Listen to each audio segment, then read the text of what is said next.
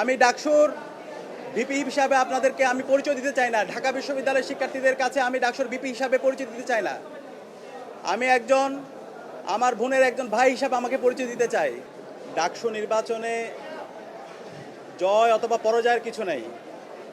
ডাকসু নির্বাচনের মাধ্যমে জুলাইয়ের প্রজন্ম বিজয়ী হয়েছে। ডাকসু নির্বাচনের মাধ্যমে ঢাকা বিশ্ববিদ্যালয়ের শিক্ষার্থীরা বিজয়ী হয়েছে এবং ডাকসু নির্বাচনের মাধ্যমে জুলাইয়ের আকাঙ্ক্ষা বিজয় হয়েছে, শহীদদের আকাঙ্ক্ষা বিজয় হয়েছে।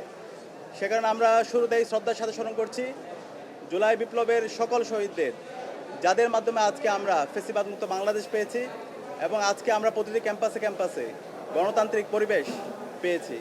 একই সাথে আমরা স্মরণ করছি বাংলাদেশের আজাদী আন্দোলনের সকল শহীদদের, বিশেষ করে মহান মুক্তিযুদ্ধের সকল শহীদদের, 90-এর স্বৈরাচার বিরোধী আন্দোলনের সকল শহীদদের, আধিপত্যবাদের বিরুদ্ধে, আগ্রাসনের বিরুদ্ধে লড়াই আমাদের অগ্রনেতা শহীদ আবরার ফাহাদ সহ ক্যাম্পাসের ছাত্রলীগের নির্যাতন নিষ্পেষণে যতজন শহীদ হয়েছে সকল শহীদদের আল্লাহ পাক সুবহানাহু ওয়া তাআলা সকল শহীদদের জান্নাতুল ফেরদৌসের মেহমান হিসেবে কবুল করুক, আল্লাহুম্মা আমিন।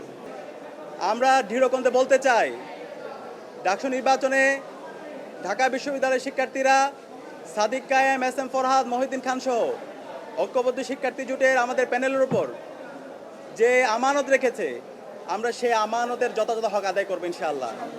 আমরা কথা দিচ্ছি, আমাদের শিক্ষার্থীদের যে স্বপ্নের ক্যাম্পাস, সেই স্বপ্নের ক্যাম্পাস বিনির্মাণ না হওয়ার আগ পর্যন্ত আমরা থামবো না। আমরা আমাদের লড়াই চালিয়ে যাবো ইনশাআল্লাহ। আমি ডাকসুর ভিপি হিসাবে আপনাদেরকে আমি পরিচয় দিতে চাই না। ঢাকা বিশ্ববিদ্যালয়ের শিক্ষার্থীদের কাছে আমি ডাকসুর ভিপি হিসাবে পরিচয় দিতে চাই না। আমি একজন আমার বোনের একজন ভাই হিসাবে আমাকে পরিচয় দিতে চাই। আমার একজন ছোট ভাইয়ের বড় ভাই হিসাবে আমি পরিচয় দিতে চাই।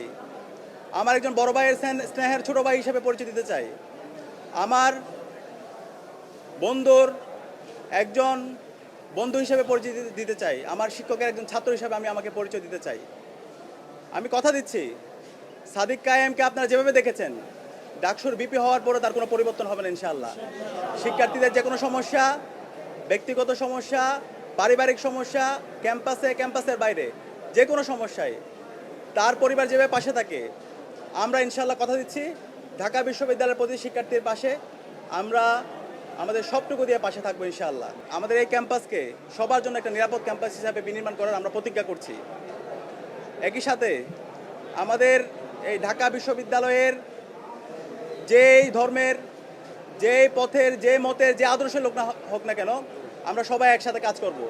আমরা এই ঢাকা বিশ্ববিদ্যালয়কে একটা মাল্টিকালচারাল ইনস্টিটিউট হিসাবে আমরা বিনির্মাণ করব এবং আমাদের প্রতিজ্ঞা, আমাদের এই ঢাকা বিশ্ববিদ্যালয়কে আমরা একটি পূর্ণাঙ্গ একাডেমিক ইনস্টিটিউট হিসাবে আমরা পরিণত করব।